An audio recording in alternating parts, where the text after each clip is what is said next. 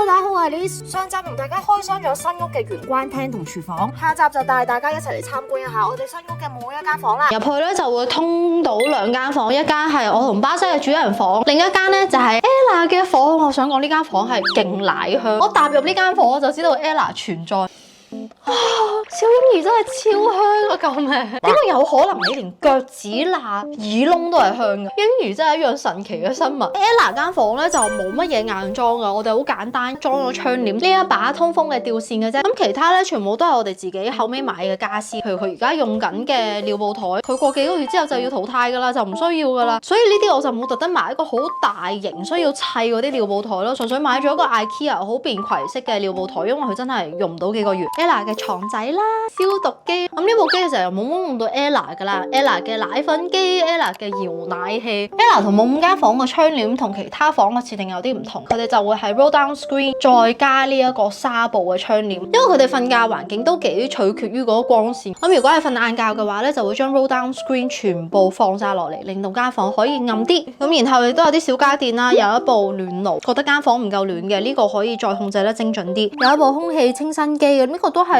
呢一個月先至加入嘅。呢個就係我哋嘅睡房啦。本身我哋睡房咧係諗住可以有個 walk-in closet 就好啦。礙於空間有限啦，我哋所有嘅衣物咧就放咗喺呢一面嘅衣櫃牆。講真，淨係得呢一面去放衫，講緊夏天衫、冬天衫，我覺得係有少少唔夠嘅。不過好彩我係有 office 嗰邊，我都仲可以放衫。然後衣櫃隔離咧，呢個就係一個智能衣櫃，都係由舊屋搬嚟嘅。2-3年有冇啊？而家都仲係開心地用緊。尤其是冬天啦，有好多羽絨外套、厚外套，其實你唔會一嚟就洗嘅。然後呢度仲放咗一個置物架，主要就係放香水，同埋我呢排睇緊嘅一啲書，仲有懵懵嘅一啲手作仔。因為佢每一朝早都會畫畫，畫完之後就會好興奮衝嚟我哋間房度俾我哋睇。Is that dog?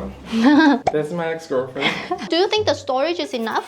Yes. 嚇No. 哎呀，唔係啊，估翻嚟呢度。Okay, then we talk about the makeup table then. I don't ever use the makeup table. Why every day you are here? By the way， 因為我拍呢條片，我又跌爛咗部相機，就而家用嘅呢部都爛爛地，跟住我呢部買新嘅，跟住啱啱再啪跌爛咗100萬蚊。呢個化妝台咧就係我哋當堂室內設計公司開會嘅時候，好想將佢做成一個企喺度就可以 get ready 嘅空間。因為一路以嚟大家都係化妝台連張凳，化妝台連張凳係坐喺度 get ready 嘅，我就覺得我人生剪片都已經用咗咁多時間，我揸車又係坐喺度，我睇電視又係坐喺度，咁起碼 get ready 我每日都會用差唔多20-30分鐘做嘅事，我想企喺度做，即係起碼令到我唔好成日坐喺度啦。咁我就請佢哋度咗一個我企喺度可以舒服化妝嘅高度咧，整咗呢個化妝台。所以為咗可以有機會企咧，我哋都冇配到一張化妝凳。You prefer to stand up to get ready or sit Well, down? I'm quite fast. I'm okay with standing up. Yeah, right. But I don't know if the girls they take very long. I like it too because I've been sitting down too much. 呢一邊就係我個人護理嘅小櫃桶，咁呢啲係後尾裝上去嘅。The size is perfect 嚇，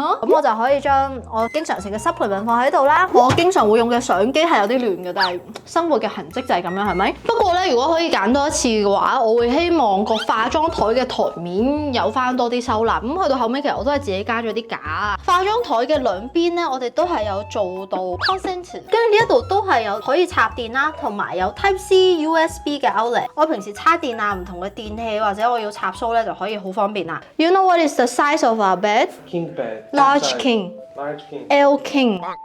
係超大張床嘅，因為係要預埋。母母夜晚會擒嚟瞓啦 ，Ella 如果遲下大咗會同我母母一齊擒喺呢張床度瞓啦。然後我哋嘅睡房係有電視機，呢部電視機係65寸嘅電視機。呢部電視機後邊都係收埋咗好多嘢嘅，有2個插蘇，跟住亦都收埋咗個 router。但係咧都係突咗條蛇仔尾出嚟嘅。請問呢條係咩嚟嘅 For the router? For the router to be directly connected to his computer. This is 小巴西嘅 workstation。咁呢個就係佢做嘢地方，超級大部嘅電腦，我人生冇見過咁大部電腦主機。That's a fridge. Yeah, it's a mini fridge. I guess he's enjoying everything in this space because he's not getting out from the house because of everything here. 呢一塊板咧係我後尾裝俾巴西嘅，要嚟嘅。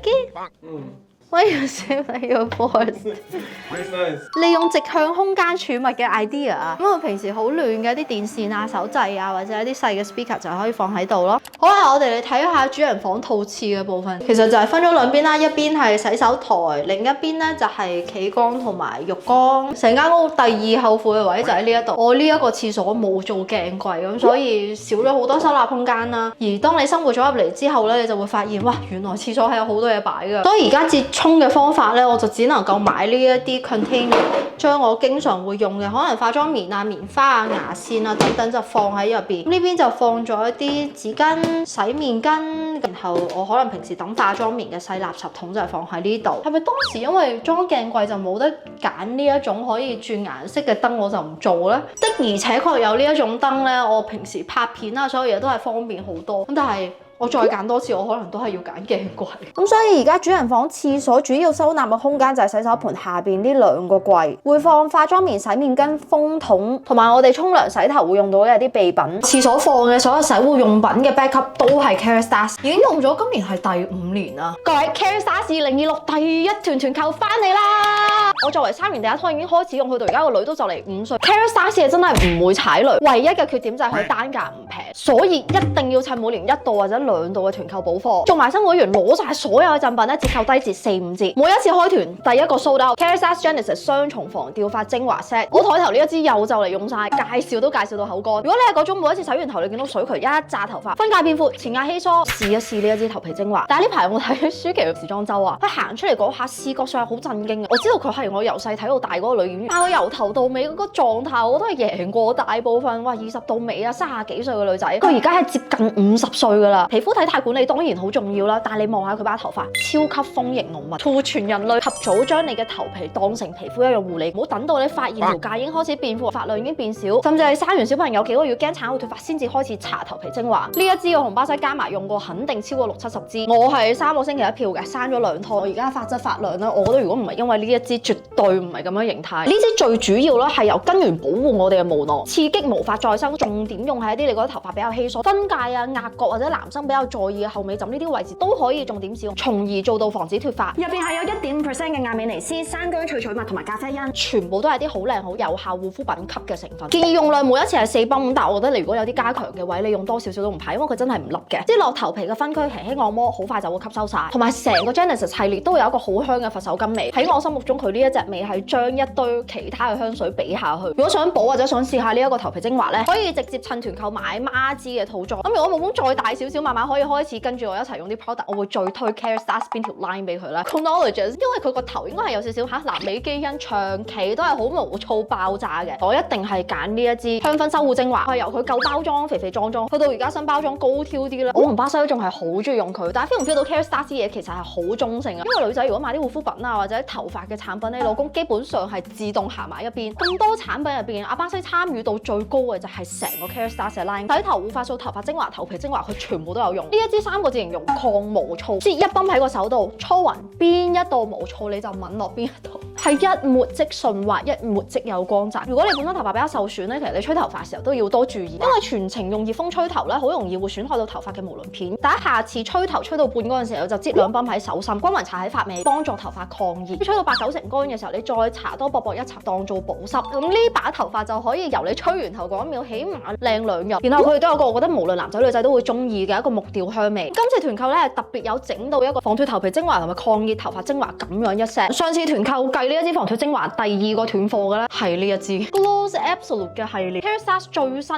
Pingu 好少女心嘅一條 line， 因為佢係 Kerastase 新品啦，大家都知道 Kerastase 嘅新品基本上係唔會做減價。我最中意呢一支係咪好識燈膽嘅呢一支有光玫瑰收啲名好長啊，玫瑰精華 OK， 呢一支嘅質地你就咁望見到水咁樣，係會比黑色呢一支精華咧輕盈水感啲嘅。如果你係油性髮質咧，呢一支都幾適合。入邊係有野玫瑰精髓，令到把頭髮更加柔軟同好有光澤感。今次有冇新 line 咧？我問得梗係有啦。呢一個紫色嘅 Blonde Absolute 專門為漂染頭髮而設。我次次開團我都好想加呢條 line，咁但係佢就話條數計唔穩。去到今次2026年第一炮，我哋終於傾掂數，令到漂染髮冇咁容易因為藥水嘅影響變軟，繼而斷。嗱，今年因為我生咗 Ella 第二胎咧，所有嘅團購咧都由7日變成5日。我知道落單嘅時候少咗，咁所以喺團購嘅優惠力度上面，我真係每一次都超級用力爭取，每一次嘅目標都係做到全港最低價。希望大家可以把握呢5日團購嘅時間，落單自己補貨啦，或者送俾你老公朋友。團購咧就一定要經過呢條片嘅呢一個團購 link，先至可以見到團購價嘅優惠版面。咁你去 CareStack 嘅話，無論你點 search 點抄都唔得嘅，一定要係呢條 link。OK， 落完單大家就可以睇埋剩翻嘅 house tour 啦。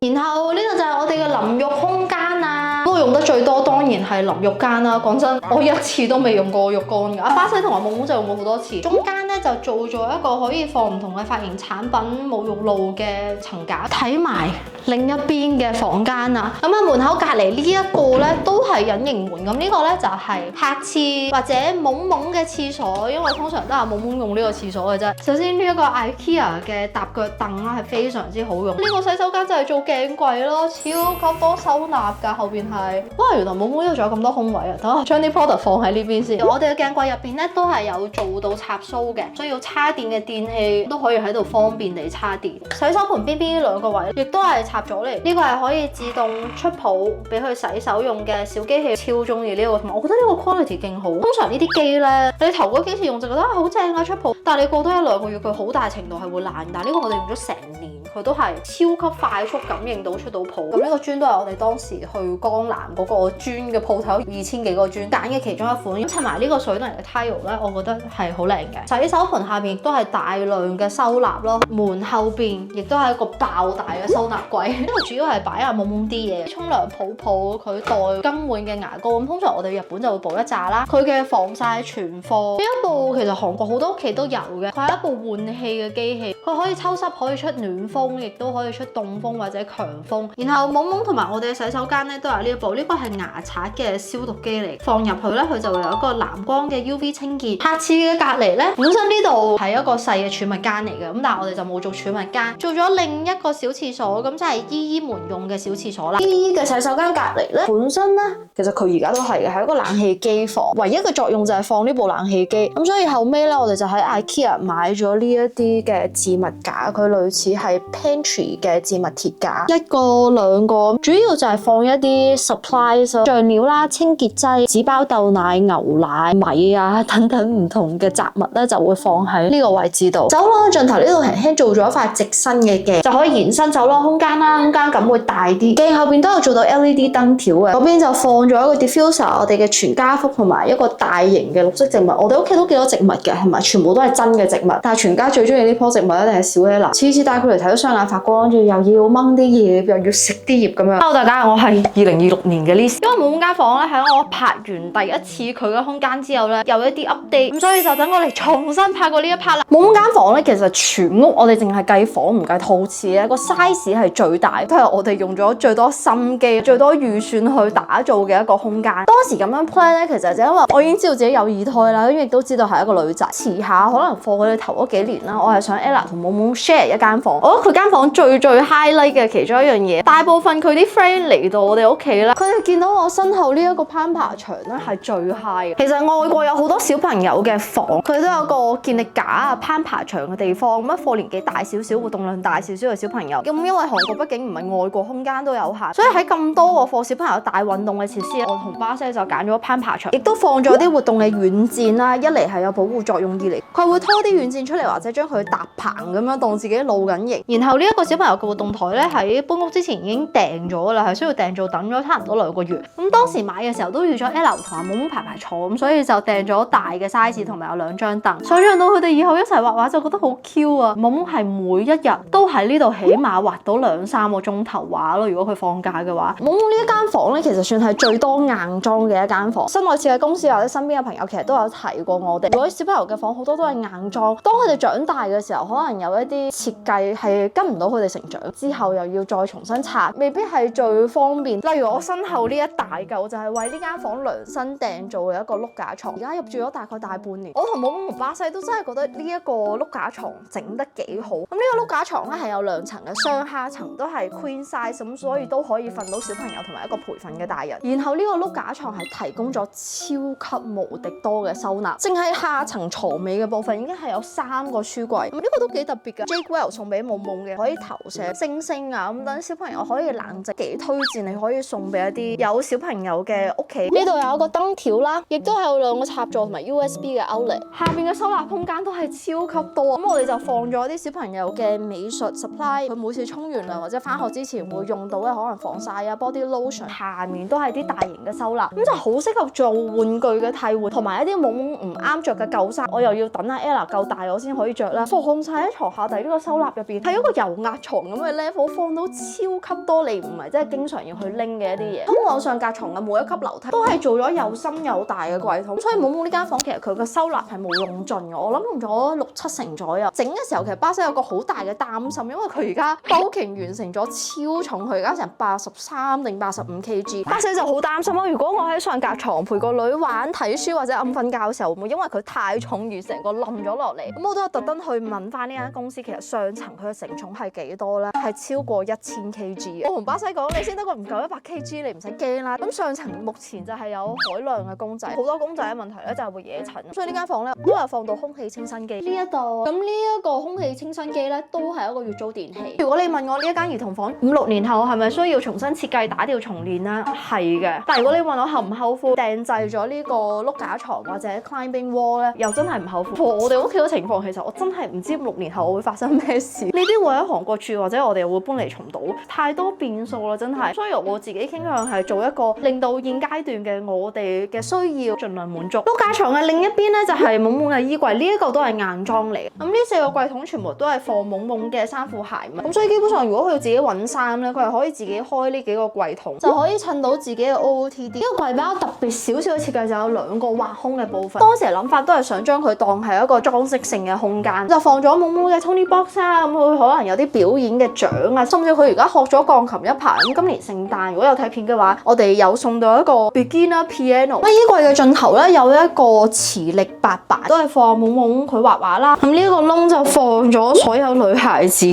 翻學前有梳頭啊，或者佢啲皇冠啊、橡筋夾就全部放喺度。然後懵懵某年升班之前嘅班相，佢嘅學校係每一年都會揾攝影公司喺升班啊或者畢業之前嗰幾個月影翻一輯佢哋嘅學生相。咁每一年喺結業禮之前咧就會 send 俾家長，其實係幾感慨。每一次收到新相，跟住你同翻上年嘅相比較，佢哋真係1年入邊係可以帶好多同埋解鎖好多唔同嘅技能。跟住就係佢間房最新加入嘅書櫃。點解我同巴西要再揀一個書架俾佢咧？咁就係因為呢一邊嘅收納空間咧屬於開放式嘅，啲細路想玩啲乜嘢咧，佢就可以直觀地走過去拎。前面都有一個展示型嘅書架，小朋友係會有更加大嘅機會去主動攞一啲書嚟睇。阿懵懵係超中意 Bluey 嘅，佢教到小朋友都幾多道理嘅，例如一啲生活習慣啦，譬如有一集係講啊刷牙洗面好悶啊，但係去到最後成個故事嘅道理就係人生就係有一啲嘢好似好悶好枯燥，咁但係呢一啲望落好悶嘅嘢其實都係重要嘅嘢。如果有睇開，大家可能會知道 Bluey 咧就一家4口，而喺好多嘅集數入邊咧，其實係講緊爸爸同埋2個女嘅互動。其實對我哋屋企嚟講都幾有共鳴，因為巴西係一個非常之 involve 喺育兒生活嘅一個爸爸，同其他嘅一啲故事啊，甚至係教材好 focus。攬圍裙嗰個一定係媽媽，接放學嗰個一定係媽媽，呢種更加持平咁樣去形容爸爸同媽媽嘅角色，我自己覺得係幾重要嘅。好多韓國興趣班佢係會開啲咩 with mom 嘅班，其實個意思只不過係呢一堂咧係需要爹哋媽咪嚟陪同，咁但係佢個名咧就改咗 with mom， 講得好似爸爸唔會嚟陪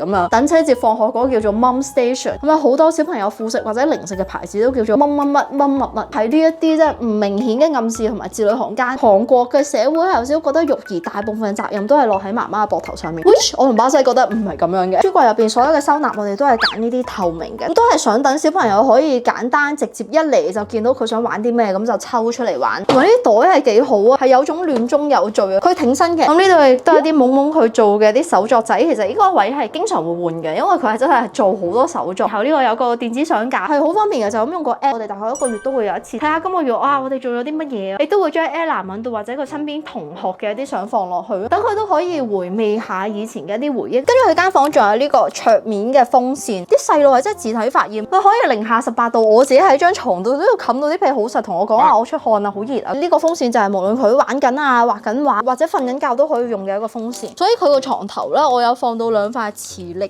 片，咁就放呢個風扇係可以固定。佢夜晚真係哇個頭濕晒啊，好熱嘅時候可以俾佢 cool down 翻少少。裝修嘅時候咧，我哋都有定到 home camera 嘅位置。我哋呢個 home camera 咧係冇線叮叮噹噹嘅，因為佢係一個無線嘅 home camera， 純粹係冇電嘅時候要攞落嚟叉電咁樣。大家其實我呢條片係拍咗成3個鐘，然後我喉嚨開始有啲痛，但係點解我就係覺得好多嘢未同大家分享咧？可能畢竟因為呢間屋係經歷過大裝修嘅屋，有好多細微嘅 detail 想同大家分享。咁呢條片大家可以當係一個簡單嘅縱覽。如果大家後續有啲好奇嘅地方，可以喺呢條片下邊留言。可能係最後悔嘅裝修 Top 5，最滿意嘅裝修 Top 5，裝修最意外使得最多錢嘅一啲位 ，total 裝修咗幾多錢，等等等等呢啲咧，我都可以繼續開個 series 同大家分享。呢條片我都可能要分上下2集，實在太長啦。咁希望大家會中意呢條片，我哋下條片再見，拜拜。